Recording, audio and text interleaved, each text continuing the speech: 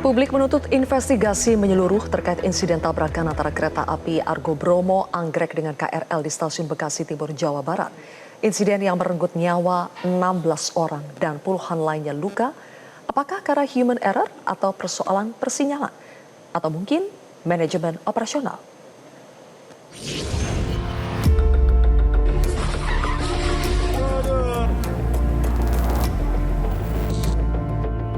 Hingga kini penyebab kecelakaan kereta api Argo Bromo Anggrek yang menabrak KRL di Stasiun Bekasi Timur pada Senin malam lalu masih misteri. Komite Nasional Keselamatan Transportasi atau KNKT telah turun melakukan investigasi. Insiden yang diawali KRL relasi Bekasi Cikarang tertemper taksi listrik di perlintasan sebidang Jalan Ampera Bekasi itu menjadi awal petaka.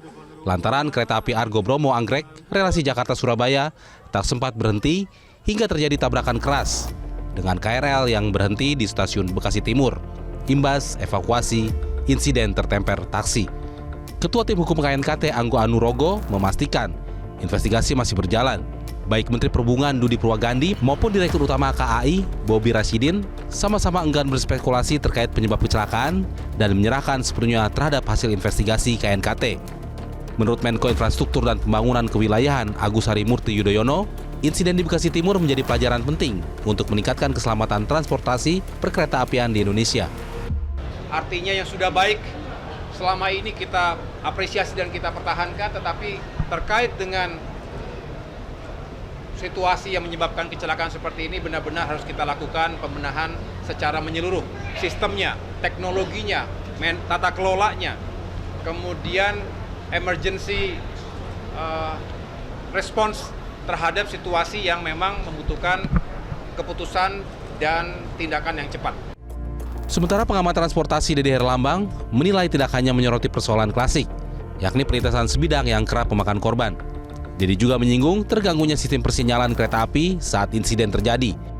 Memang sudah ada kereta di depan berhenti, biasanya sinyal sebelumnya itu berwarna kuning, lalu merah.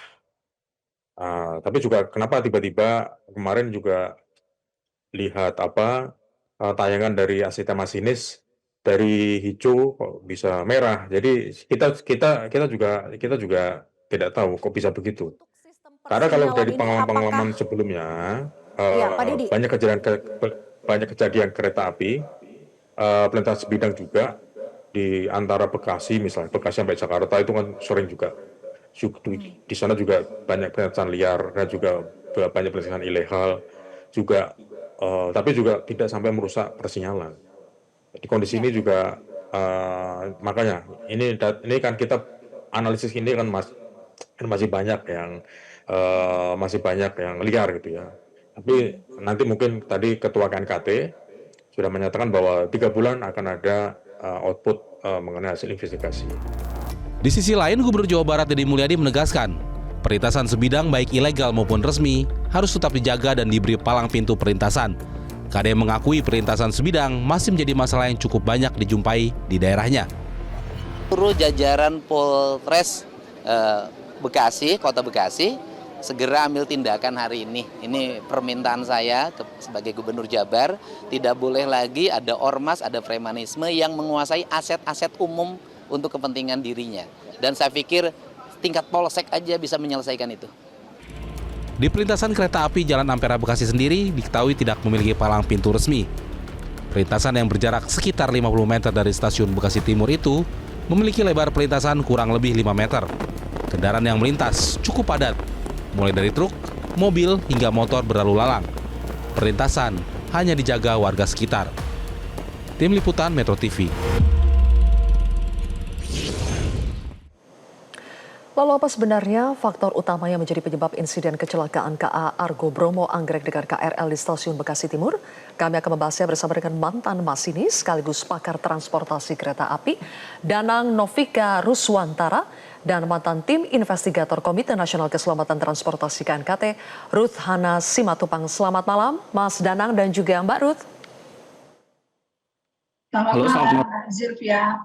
Baik. Zilvia.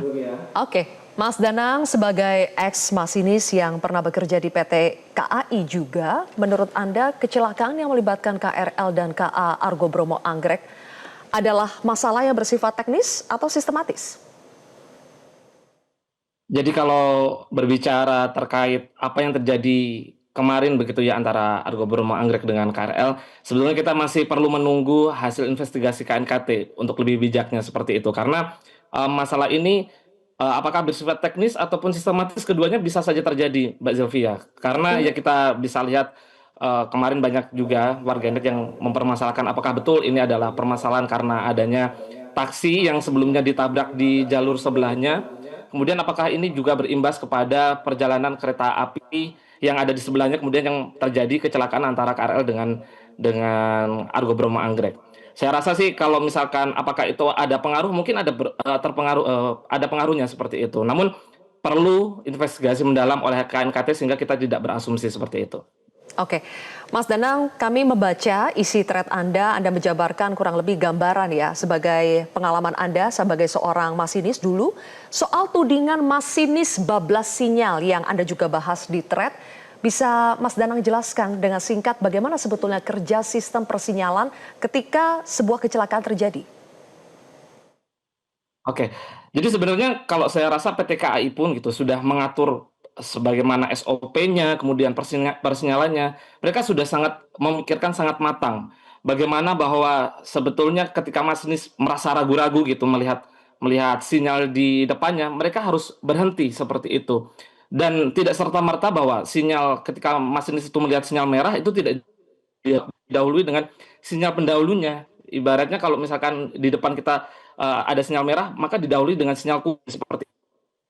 Jadi tidak serta-merta ketika masinis tiba-tiba langsung melihat sinyal merah. Tapi apakah memungkinkan ketika sistem itu tiba-tiba berubah, itu sangat bisa memungkinkan karena juga namanya sistem seperti itu. Jadi perlu adanya investigasi mendalam seperti itu.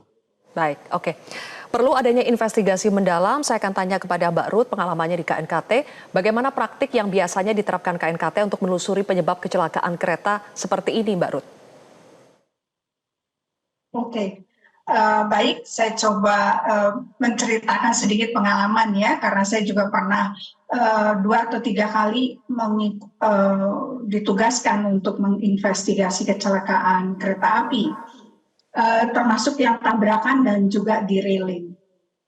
Ya, pertama tentu kita akan bertanya kepada masinis mengenai apa kegiatannya 72 jam sebelum dia bertugas, ya. Apakah dia makan obat yang membuat dia ngantuk, tidak fokus dan sebagainya, apakah dia punya masalah pribadi, kemudian apakah tugas dia secara beruntun sehingga dia kelelahan dan sebagainya.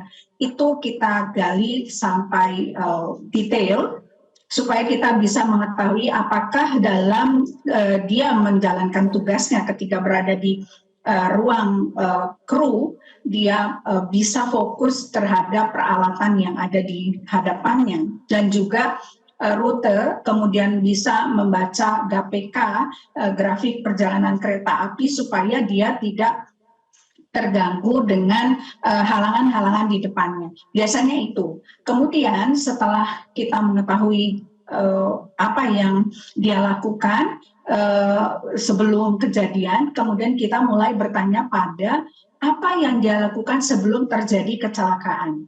Apakah dia mengetahui adanya halangan atau adanya potensi tabrakan. Jadi dia bisa mendeteksi hazard, ya, ada bahaya di depan. Kemudian dia melakukan brake, pengereman seketika, ya, karena kita tahu bahwa kereta api bisa tidak seperti mobil, bisa rem mendadak, mereka membutuhkan waktu untuk bisa benar-benar berhenti. Kemudian apakah sesudah itu dia melakukan warning, memberikan sinyal kepada PPKA bahwa kereta dalam bahaya atau dalam posisi emergency. Biasanya seperti itu. Kemudian kita juga melihat upaya yang dilakukan oleh masinis sesudah itu. Apakah dia melakukan sanding ini apa ya, melepaskan pasir kepada rel supaya bisa mengurangi kecepatan dari kereta. Nah, itu kira-kira yang kita coba gali pertama kali pada kejadian. Demikian Mbak Sylvia. Baik, berarti Barut menginvestigasi aktor kuncinya di sini adalah masinis ya dari KA Argo Bromo maupun dari KRL. Saya kembali lagi ke Mas Danang. Mas Danang, kalau menurut sejumlah saksi mata, jarak waktu antara kecelakaan pertama di mana taksi listrik itu tertemper KRL dengan kecelakaan kedua, KRL yang lain ditabrak KA Argo Bromo itu sekitar 10-15 menit. Pertanyaan saya, berapa lama waktu yang dibutuhkan masinis dari melihat sinyal merah sampai mengerem dan dibutuhkan waktu berapa lama untuk benar-benar setelah direm kemudian berhenti?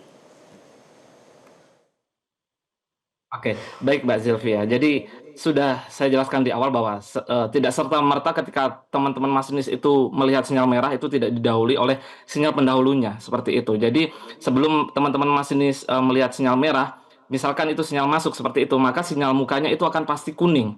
Jadi dan itu banyak faktornya sepertinya. Seperti misalnya kalau misalkan dari antar stasiun, kemudian juga masing-masing stasiun kan dia punya jarak masing-masing dan jarak yang berbeda. Jadi untuk keterlihatan masinis kepada sinyal juga memiliki berbeda-beda dari masing-masing lintas seperti itu. Kemudian ketika sinyal ini di hadapan kepada masinis dan masinis itu juga kalau misalkan sinyalnya error seperti itu, mereka itu juga harus melakukan SOP. Misalkan, oh ternyata sinyalnya ini terhalang oleh pandangannya terhalang oleh misalkan pohon atau mungkin terhalang oleh ada kendaraan yang menutupi seperti itu. Nah itu juga masinis harus berhenti, kemudian dia juga harus menghubungi PPKP dalam hal ini adalah dia mengontrol di pusat gitu, pusat pengendali kereta api yang ada kalau di Jakarta itu ada di Manggarai, dan oleh pengendali itu misalkan sudah tidak halangan atau sudah tidak ada terhalang atau mungkin ada faktor-faktor tertentu yang mungkin ada menghalangi, pasti masinis juga akan dihubungi oleh pengendali seperti itu. Nah, ketika masinis itu harus melewati sinyal yang mungkin berindikasi tidak aman, itu juga dikomunikasikan oleh PPKP dan masinis itu baru boleh berjalan sesuai dengan perintah yang sudah disampaikan oleh PPKP seperti itu. Jadi Mas Danang, yang kami tangkap adalah seharusnya kalau SOP-nya berjalan dengan benar, tidak mungkin sinyal itu tiba-tiba langsung merah. Pasti ada pendahulunya, entah itu hijau, kuning, kemudian baru merah, bertahap seperti itu ya. Berarti masinis itu harusnya mengerem itu sejak sinyal berwarna kuning. Di situ sudah harus mulai mengerem. Oke, jadi ketika tentu saja kalau kita melihat sinyal kuning tentu juga kita harus merespon dengan melakukan pengereman seperti itu. Nah, yang jadi masalah kita belum mengetahui apakah betul ada sinyal yang error seperti itu yang disampaikan oleh warganet seperti itu, karena kejadian untuk sinyal error ini masih bisa terjadi seperti itu. Jadi kita perlu menunggu investigasi apakah betul sinyalnya itu berkedip atau mungkin berubah, sehingga kita bisa memastikan oh betul memang mungkin ada gangguan sinyal, karena kejadian gangguan sinyal ini mungkin juga di PT KAI juga bukan tidak mungkin, karena juga saya pun pernah menghadapi untuk sinyal yang terjadi gangguan seperti itu, dan itu sudah dijelaskan sangat detail di aturan-aturan dari SOP PT KAI bagaimana ketika kita menghadapi sinyal yang gangguan, terus bagaimana ketika kita melakukan tindakan-tindakan ketika terjadi hal yang tidak normal, termasuk ketika terjadi rintang jalan ataupun juga di depannya itu ada kecelakaan, itu termasuk bagaimana. Jadi sistemnya adalah ketika masinis depannya mereka melihat ada rintang jalan pun mereka juga harus melapor ke PPKP, sehingga perjalanan masinis yang di belakangnya, kereta yang di belakangnya, mereka juga sudah mengetahui bahwa di kilometer tertentu itu sudah terjadi rintang jalan seperti itu. Oke, sedikit Mas Danang sebelum pindah ke Mbak Ruth ya. Persoalan melapor ke PPKP tadi itu butuh waktu berapa lama? Karena kan di sini jarak antara kecelakaan pertama dengan kedua itu sekitar 10-15 menit. Apakah dalam rentang waktu itu sebetulnya bisa melakukan komunikasi? Bisa, jadi sebenarnya bisa langsung berhubungan dengan PPKP melalui radio lokomotif seperti itu. Namun tentu kita banyak faktor ya yang terjadi apabila terjadi kecelakaan gitu. Misalkan kejadian ini insidental gitu, tiba-tiba kereta ini tertemper atau kereta ini tertabrak oleh kendaraan yang ada di jalan raya, maka tentu mungkin masing-masing masinis punya psikologis yang berbeda-beda, apakah dia langsung bisa menghubungi PPKP ataupun dia langsung mencoba untuk mengamankan perjalanan keretanya itu sendiri, karena masinis sebagai pemimpin perjalanan kereta api, dia juga harus mengutamakan keselamatan penumpang yang ada di belakangnya, selain mengambil tindakan-tindakan yang cepat. Jadi mereka harus berpikir dengan yang sangat cepat, mengurangi resiko yang paling besar, sehingga terjadi keselamatan semuanya, tidak hanya nyawanya masinis itu sendiri, tapi juga ribuan penumpang yang ada di belakangnya, seperti itu. Baik. Ibu Ruth, untuk membuktikan apakah ada gangguan di sinyal atau tidak, data pembanding apa yang digunakan selain keterangan dari masinis? Ya, biasanya sih dengan kereta masih meluncur, itu artinya sinyalnya tidak diterima, tidak terbaca oleh masinis, ya, baik tadi mungkin visibilitasnya berkurang, atau memang ada error di persignalan itu sendiri. Biasanya hanya dua itu sih setahu saya. Karena umumnya dengan signal itu kereta bisa masuk ke suatu peta, satu blok itu berdasarkan signal. Nah, makanya kalau bisa Indonesia itu jangan menggunakan lagi signal yang masih kuno ya, tapi kita coba pakai electronic interlocking. Dan kalau misalnya ada kereta yang sudah mengalami gangguan di satu blok, maka sebaiknya kereta-kereta kita itu diberikan atau diletakkan alat yang namanya ATP ya. Kalau nggak salah nanti Mas Danang bisa jelaskan lebih lanjut ya. ATP itu adalah alat untuk mencegah terjadinya collision atau tabrakan. Kemudian kita juga kenal alat yang namanya TCAS. TCAS itu yang Train Collision Avoidance System. Ini sama seperti kayak di mobil namanya ADAS gitu. Dia bisa mengurangi, dia bukan obat mujarab untuk berhenti seketika ya, tapi dia bisa mengurangi kecepatan dari si kereta. Nah, ini ditempelkan di dalam kereta-kereta itu. Nah, apakah dalam kejadian ini pertama si signal itu masih beroperasi dengan benar? Yang kedua, apakah ATP di kereta itu ada dan aktif? Dan apakah kereta ini, kalau nggak salah kereta ini sih ada sistem sendingnya yang bisa membantu kereta itu mengerem atau mengurangi kecepatan. Yang harus aktif dan diaktifkan oleh masinis. Ya, jadi dia ada nozzle yang mengeluarkan pasir ya. Nanti Mas Danang bisa cerita mengeluarkan pasir ke atas rel sehingga dia mengurangi gigitan ya, justru mempererat gigitan si ini pengereman. Demikian Mbak Zilvia. Baik, terima kasih Ibu Ruth. Dan terakhir Mas Danang, boleh dijawab dengan singkat saja apa yang disampaikan oleh Ibu Ruth tadi. Sebetulnya ada tidak sih lapis perlindungan berikutnya? Apakah itu ATP atau alat-alat berikutnya yang bisa membantu masinis untuk mengerem dengan cepat? Oke, jadi sebetulnya kalau di dalam lokomotif itu kita dilengkapi dengan berbagai hal safety. Salah satunya di situ ada deadman pedal supaya masinis juga terjaga, supaya misalkan dia tidak melakukan deadman itu kereta akan otomatis berhenti seperti itu. Yang kedua, di kereta api itu sendiri juga ada emergency brake. Jadi ketika ada keadaan darurat, maka masinis maupun asisten masinis itu ada handle-nya sendiri untuk emergency brake dan mereka bisa melakukan emergency brake seperti itu. Nah, yang menjadi masalah adalah emergency brake itu kita tidak bisa membayangkan seperti mobil. Ketika kereta itu direm, itu langsung berhenti.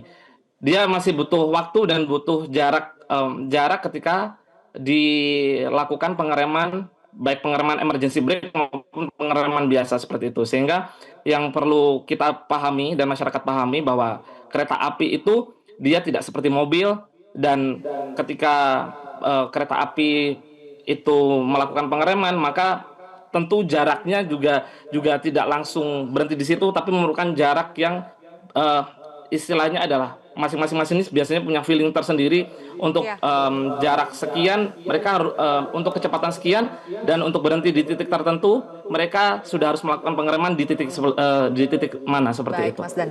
Mas Danang dan juga Ibu Ruth, terima kasih sudah berbagi gambaran dan analisanya bersama kami di Prime Time News hari ini. Jelajahi cara baru mendapatkan informasi. Download Metro TV Extend sekarang.